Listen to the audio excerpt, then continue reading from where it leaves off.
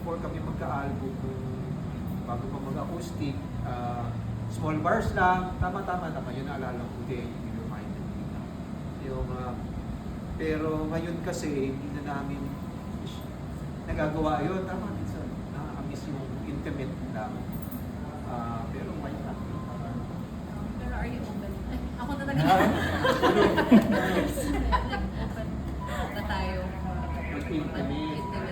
Acoustic or show. Depende sa... Meron pa bang ganun ngayon? Di ba tagal na wala na masyado parang intimate na acoustic. Depende naman. Given the chance lang. Meron. Siyempre, kasi doon naman tayo nagsimula. Kaya, is that. Alright, so, pero how do you see OPM scene today? Especially, nasa digital era na tayo, may AI, stuff like that. So, paano nyo nakikita yung scene ng OPM ngayon? Actually, maganda yung scene ngayon dahil highly evolved na yung scene since nung time namin na, of course, ano ba yan, 25 years ago. So, mas ano na siya, mas diverse na siya. No? Sobrang diverse na siya. Actually, may nagsabi nga ako na may pros and cons natin siya.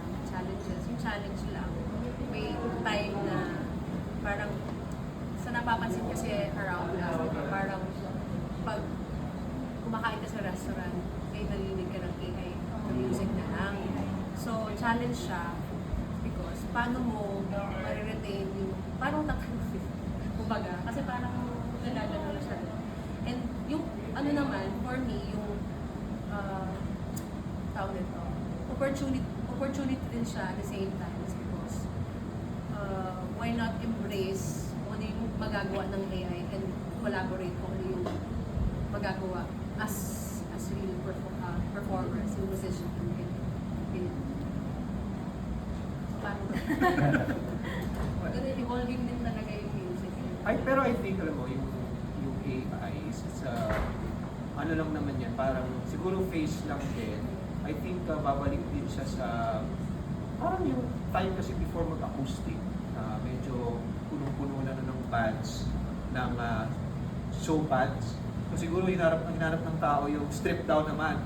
So siguro pag medyo madami na tayong AI at digital, baka bumalik tayo dun sa raw na live band talaga. Siguro babalik din tayo. Pero sa ngayon, okay naman din yung technology kasi nagagamit din naman natin for recording, gano'n.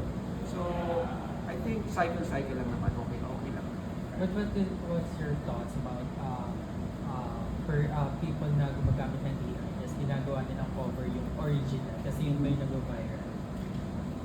Ano ba? Parang unfair sa original singer. Kasi yung parang nag-viral. Say it louder. Kasi kikita ka as a musician, diba? So parang unfair siya. Unfair siya pero parang wala tayong magawa din at the same time. Kasi, di ba parang hindi natin mabibigilan kung kunyari mag-viral siya sa tao. Pero alam nyo, hindi naman siya as long as yung royalties naman ng kinover ng AI, napupunta naman dun sa sumulat or sa original As artist. long as pero Sikat lang siya. Pero yung kita dun pa rin naman yun sa Oo, pwede. So, it's a balance. Parang sabihin niya, uy, sumikat ulit yung kanta ko kasi kinover ng AI. So, nakita siya. So, parang it's a good and bad. Balance naman siya. Para lang na punta lang yung credit sa iba. Pero naman yung royalties naman, pupunta naman dun sa original. Okay din. So in your view, how you can maintain the OPM identity? Ano yung sinabi mo kanina? Actually, yun nga yung sinabi mo din na ilalagdag ko na lang din na make it raw. Kasi nga, nasa panahon tayo ng AI ngayon. And kung sa identity yung pinag-uusapan, I think we can, yung unang naisip ko is make it Tagalog. Yes. Like, para real OPM talaga siya. So, ano ba natin? Well, same naman. Yun lang din. Mag-start sa kahit na siguro may influence ng K-pop or Western music yung instruments, pag Tagalog yung kanta, OPM. At least, ano kagad, so OPM. But what's your reaction about na-achieve ng OPM ngayon, lalo na yung napunta na sa Coachella at nakikilala na yung OPM sa mga worldwide? Actually, first nakaka-proud. Very, very proud talaga as a Filipino. May parang bihira lang natin makita yung Filipino music na marinig sa abroad, diba? Like, Actually, ngayon lang yun nangyari. Ngayon lang nangyari. yeah, very, very, like, amazing. So, kahit ano pang genre yun, basta OPM, proud na proud kami. Kasi atin yun eh. Dapat mag-breakthrough sa ganyang lalo sa mga. Dahil ginawa na nila yan, baka nag-open yan ng doors sa iba pang sa Philippine artists. Yeah. So, ano pa yung pwedeng i-expect ng tao sa MYM? Well, tamang-tama ka. Promote na natin. I mean, we're actually working on a new album and hindi namin alam kung matatapos yung album but siguro per song namin kasi siya ginagawa. And pinaka-kakaiba sa album na to is all original tong mga songs. So walang cover at proud kami dahil sulat niya lahat ni Juliet yung mga kanta. Yan. So yun ang ma-expect nyo for this year or baka yung full album next year pero we'll be releasing songs this year. Yan. Hanggang mabuo yung 10. I have a question. Since the younger generation are listening to your songs, how do you explain MYMP as a Yeah. major pop-up crowd? Diba? Oh yeah. Well, it's very relatable naman yung Make Your Mama Proud because it's a tribute to everyone's mama. Diba? Kahit anong generation ka pa, lahat naman tayo, mama's boy, tsaka mama's girl. And of course, hindi lang naman yun. Basta sa parents natin. Specifically kasi ako mama's boy.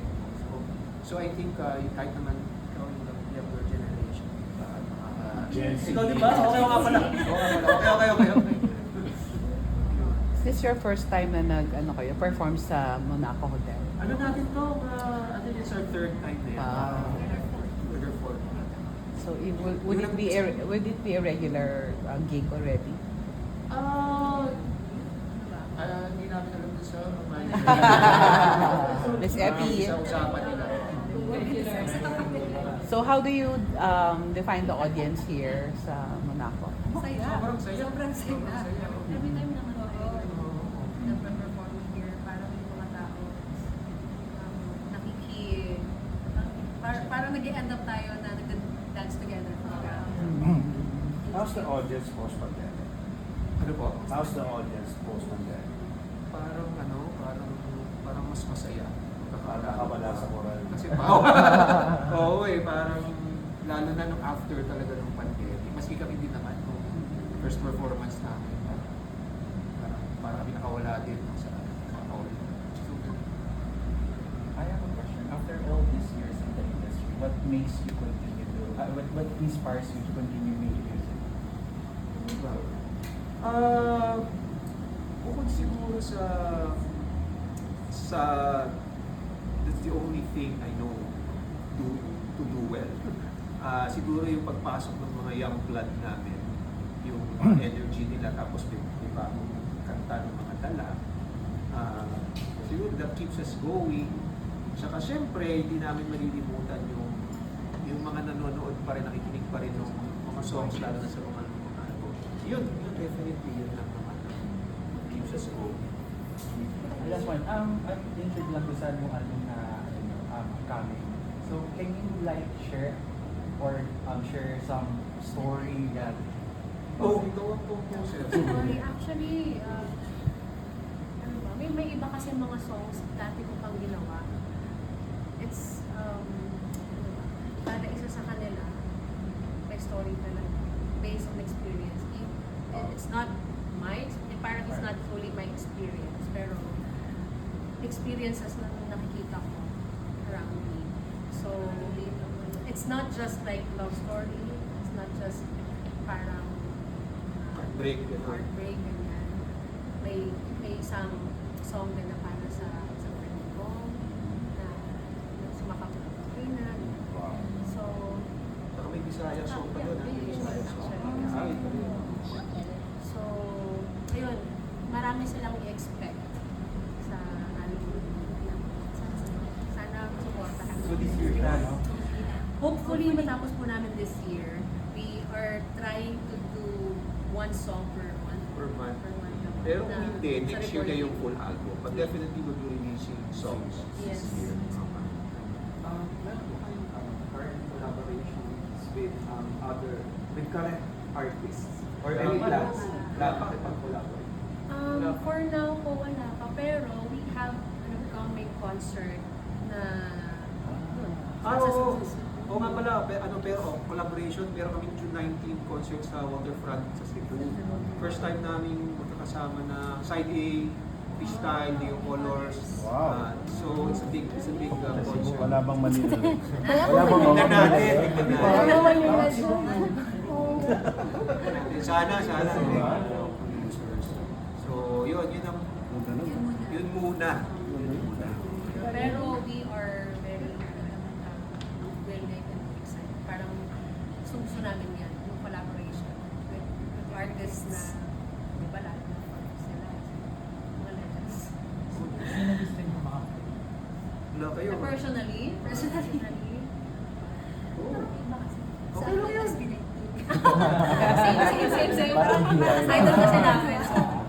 Pero alam niyo ba, hindi pa yata alam no kasi Yung pa yan. bago mag-take off yung S19, muntik kaming mag-collab. Ha? At muntik na hindi natuloy kasi nag-pandemic. Okay. Tuloy natin yan. Tatanong Mahal tayo. na sila. Mahal na ako lang. Ipagyan natin. Gawa. Thank So, you. yun. Last question on my end na lang. Any message na lang sa mga loyal fans nyo and new fans? And promote nyo na rin yung promote nyo na rin. Okay. Okay, sa lahat ng mga fans namin throughout the years from pre-album days 2000, from the first album, tapos to the first album 2003 hanggang ngayon 2026. Maraming salamat sa patuloy na pakikinig at pag-stream ng mga songs namin. Lalo na yung mga nagpupunta sa mga gigs. Yan ang patuloy na bumubuhay sa amin at nagbibigay sa amin ng drive. Ituloy pa rin ang aming ginagawa. At salamat din sa mga bagong sumusuporta sa amin, sa mga nagbagong nagpa-follow sa amin, lalo na sa kanilang dalawa, kay Juliet at kay Edwin. Abangan nyo ang aming bagong chapter na bagong album, bagong mga kanta, ano ba? Concert. Concert. So yun, sana supportahan nyo kami, walang iwanan, walang bibitiw, abangan nyo muna dyan. Support OPM, syempre. Yung pangalan nga natin sa mga supporters natin, we call them gems. May MB Gems, so may group kami sa Facebook, join lang kayo para may community tayo doon. Pwede tayo mag-interact doon. So yun. Thank you so much po. Thank you so much. Thank you. Thank you. Salamat.